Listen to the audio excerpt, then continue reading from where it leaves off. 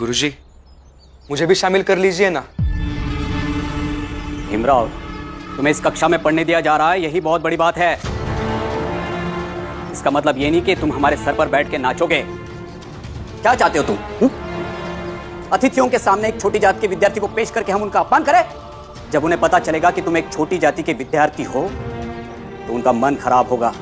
वो अगर यहाँ शिक्षा की बातें करने आ रहे हैं, विद्यार्थियों को समझाने आ रहे हैं, विद्यालय में शिक्षा के स्तर का आकलन करने आ रहे हैं, तो उन्हें जाति से नहीं शिक्षा से मतलब होगा। वैसे भी जाति आपके लिए एक समस्या है। वो लोग भी इसी समाज का हिस्सा है भीमराव, जो तुम्हारे परछाई से दूर भागते हैं। हम तुम्हें उनके सामने पेश करके उन्हें अपमानित नहीं करना चाहते। सर, अतिथिगण आ गए। आप सभी लोग आकर अपने साथियों की हौसला अफजाई करें। चलो। और हाँ भीमराव, अभी प्रिंसिपल के पास जाकर ये शिकायत विकायत का नाटक मत करना। क्या है ना, अतिथियों के सामने कॉलेज की लाज रखना एक अच्छे विद्यार्थी का कर्तव्य होता है। चलो।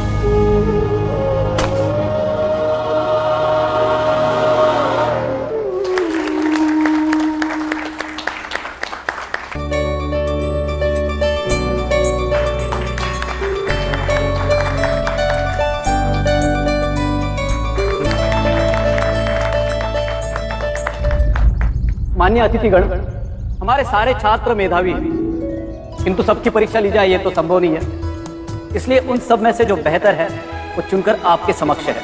यह है नरोत्तम जोशी, सदाशिव कुलकर्णी, देशराम पाटिल और मनोहर शास्त्री।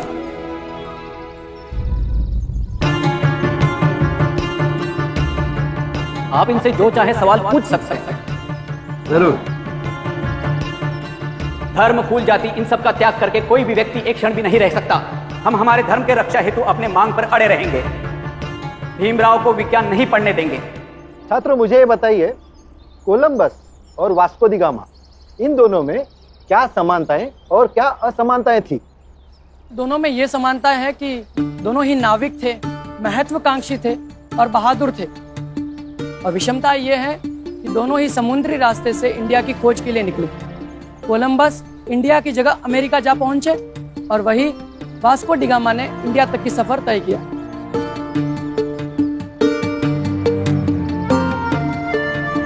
वास्को डी गामा पूरी तैयारी, अनुसंधान और नक्शे के साथ भारत की खोज पे निकला था, जबकि कोलंबस की तैयारी उतनी पुख्ता नहीं थी।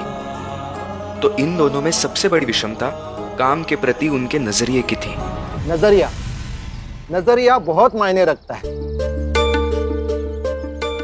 तुम्हें इतिहास की सूचनाएं तो याद है, लेकिन इन सूचनाओं से मिलने वाली जो सीख है वो चीज तुम्हें नहीं पता।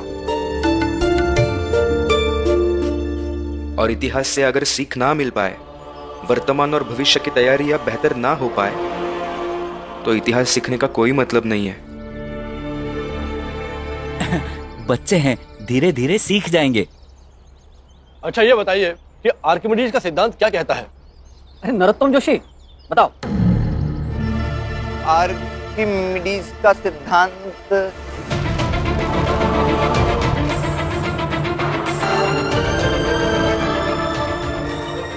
आर्किमिडीज का सिद्धांत को कक्षा में पढ़ाया था ना, बताओ।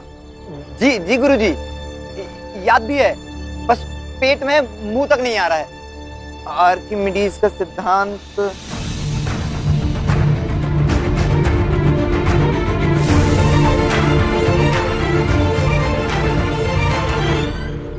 नरोत्तम बेटा, आराम से सोच के बता।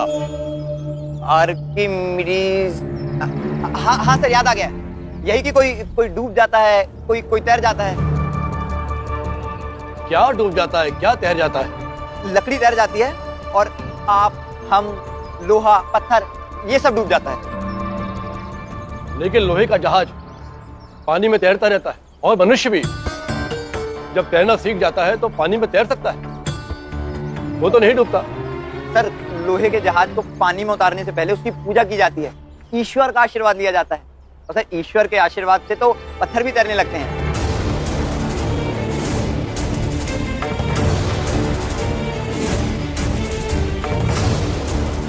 और सर, इंसान इसलिए नहीं डूबता क्योंकि वो तैरना सीखा होता है, और तैरना सीखते ही इसीलिए है ताकि डूबने से बचा जा सके।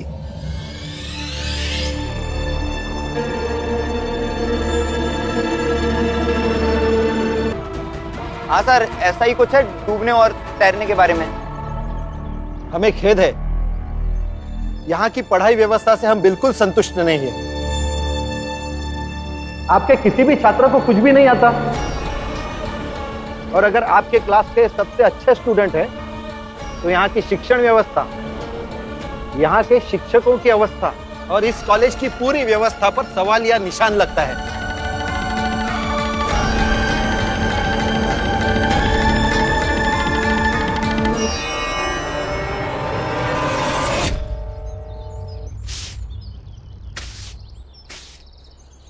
वो लोग भी इसी समाज का हिस्सा है भीमराव, जो तुम्हारे परछाई से दूर भागते हैं। हम तुम्हें उनके सामने पेश करके उन्हें अपमानित नहीं करना चाहते हैं। ये क्या बदतमीजी है? ये कोई लेटने की जगह है? गुरुजी कहते हैं कि पढ़ना है तो बाहर खड़े रह के पढ़ो, लेकिन वहाँ से ना सुनाई देता है ना समझ में आता है। सब बच्चे मेरे साथ कक्षा से बाहर खड़े रह के पढ़ेंगे या मैं भी भीतर बैठ के पढ़ूंगा। उठो भीम, आज से तुम सबके साथ भीतर जाके पढ़ोगे। काका, थोड़ी देर के लिए ये आप रखिए और झाड़ू मुझे दीजिए ना। अरे तुम पढ़ाई कर लो ना, मैं झाड़ू लगा दूंगा। नहीं काका, मेरा जरूरी काम है, दीजिए। धन्यवाद। अरे क्या कर रहे हो? हमारा इस कॉलेज का दौरा संतोषजनक नहीं रहा। क्या पढ़ाते हैं आप, क्या करते हैं आप लोग? जब किसी वस्तु को किसी भी द्रव में पूरी या आंशिक रूप से डुबोया जाता है तो उसके भार में कमी का आभास होता है। भार की यह कमी वस्तु द्वारा हटाए गए द्रव के भार के बराबर होती है, जिसमें वस्तु पर नीचे से ऊपर की तरफ एक बल लगाया जाता है जिसे उत्प्लावन बल कहा जाता है, जो वस्तु द्वारा हटाई गई द्रव के भार के बराबर होता है। इसी कारण कोई भी वस्तु पानी पर तैरती है। तो सर, इसका मतलब यह हुआ, जो वस्तु अपने भार से अधिक पानी हटाने की क्षमता रखती है वो पानी में नहीं डूबेगी। अरे तुम तो झाड़ू करने वाले लगते हो, तुम्हें यह सब कैसे पता? सर, पद्माकर गुरुजी जब ये पढ़ा रहे थे तब मैं कक्षा के बाहर झाड़ू लगा रहा था, लेकिन वो इतना अच्छे से पढ़ा रहे थे कि मुझे सब याद हो गया।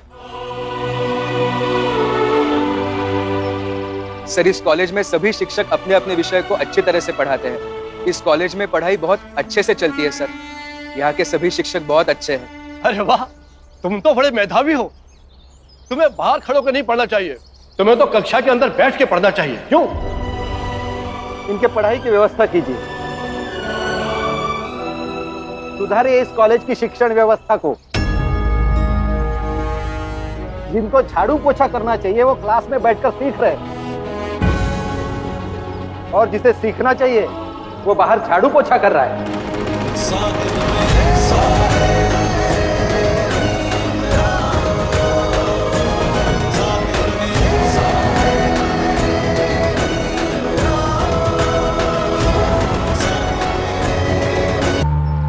घमंड करने के लिए भी श्रेष्ठ होना चाहिए, और हम जन्म से श्रेष्ठ। माफ कीजिए सर।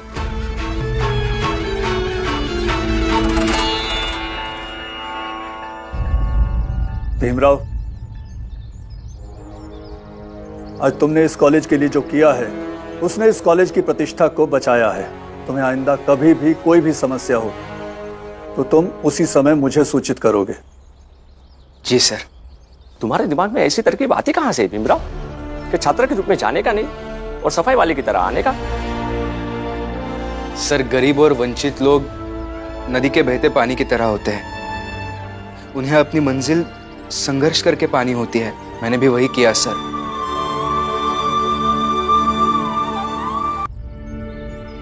खा लूंगी।